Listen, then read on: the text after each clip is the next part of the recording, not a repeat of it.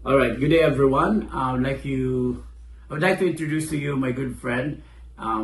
He's a national artist in many ways. Basically, ano siya, poet siya by profession, and also a faculty, a teacher, handling social science courses. At saka marami kaming naging estudyante ko siya before, and then now he's actually in his own way a faculty member also of the Visayas State University. Tolosa. Tolosa branch. Inibitahan ko siya dahil sa mayroon siyang karanasan tungkol sa kuratsa being my topic of interest here. So please welcome. Can you introduce yourself muna? Hello. Siya si Kenneth Cinco, no? Palangka awardee soon to be. Anyway, sir, kasi ngayon yung kuratsa, naikwento mo kanina na meron kang experience doon sa dance form. Pwede mo may share kung ano yung experience na yan?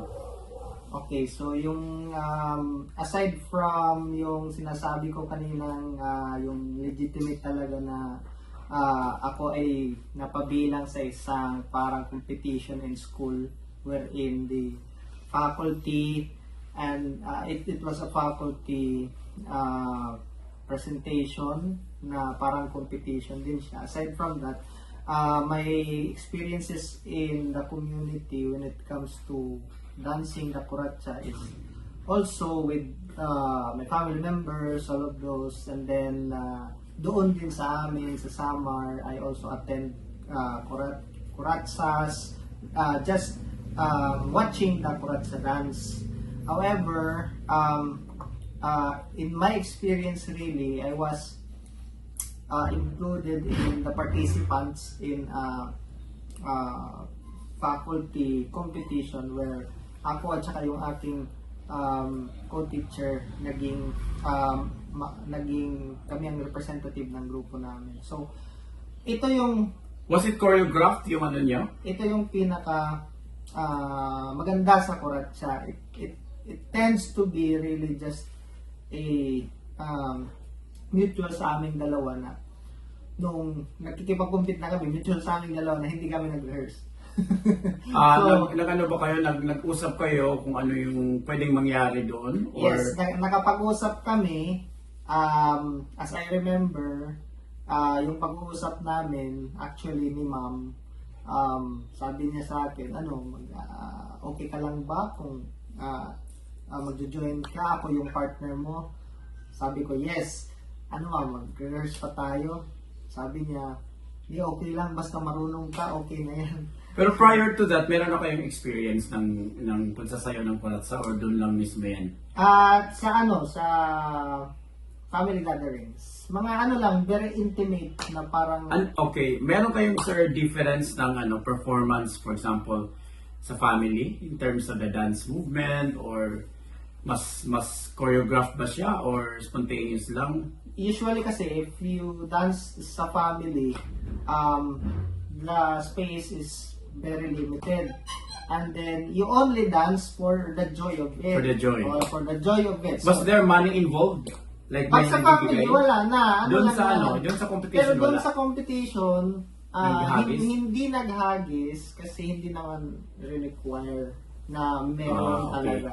Kasi kung maghagis ka doon, probably it would be included in the judging. Sino yung may pinakamaraming hagis? Okay. So deliberate siya na wala or nag-isip lang kayo ng yung kayong mag-partner na huwag kayong maghagis ng hindi, pera. lahat Lahat, walang money involved. Walang money involved. Okay. Was there any instance na iba naman sir yung context ng like nag-mention ka doon sa Samar, ano yung naging konteksto ng kuratsa doon sa lugar ninyo? May na-mention ka dati sa akin yung may political siya. Yeah, meron akong isang relative na itong relative ko meron siyang high position in the local government.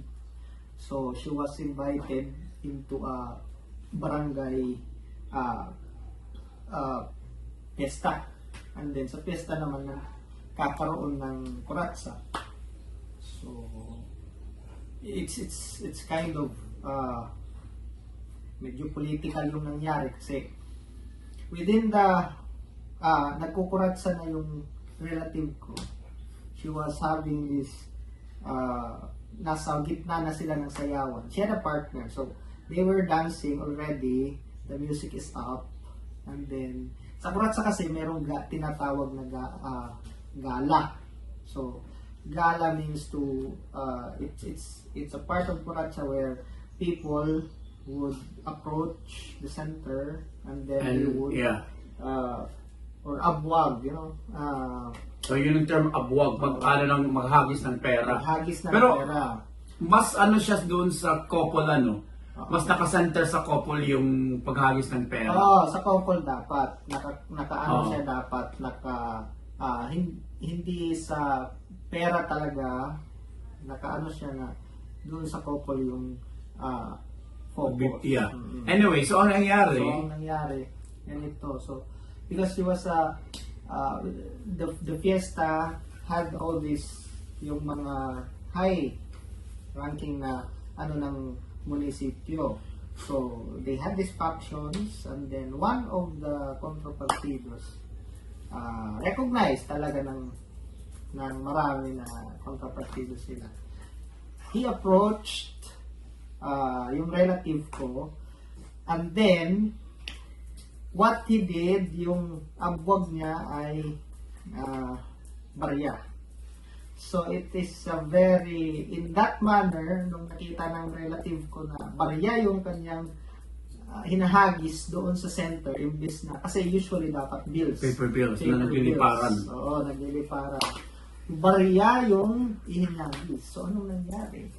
Yung auntie ko from that on, my relative was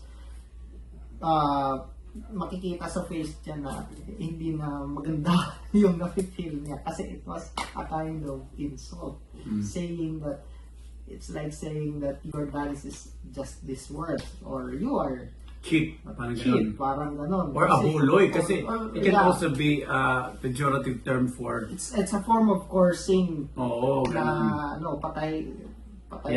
Exactly. Diba? Sa something like that. So paano siya na doon sa dance, tinapos lang nila anong relative ko, natapos ang lahat, natapos ang question. Siyempre, they are high-ranking officials. Yung relative mo ang vice mayor. Yes. They have to pacify everything, so walang issue doon. The issues came when, after, kasi sa social media na ito, doon na nag-post yung yung relative ko. Sino unang nag-post kaya? Yung relative mo? Yung relative ko. Defending kasi, her, Hindi, nag-aano na siya. Ano yung tone ng kanyang post? Yung para bang na-insulto ka. Okay. Tapos na-insulto ka, tapos yung post niya ay ano ba yung purpose mo sa hagis ng barya? Oo, anong purpose mo sa paghagis ng barya? I know na ganito, pero dapat kinukumpronta mo ako kung meron kang problema sa akin. Bakit sa ganyang paraan mo bakit ba natin pinapaabot sa ganyan? Isang malaking kumbaga sampal, no? So na-insulto talaga siya. And she demanded a public apology, which the other side was kumbaga pilitan talagang mag-public apology kasi lumubuhan niya So after that, nag-okay na sila?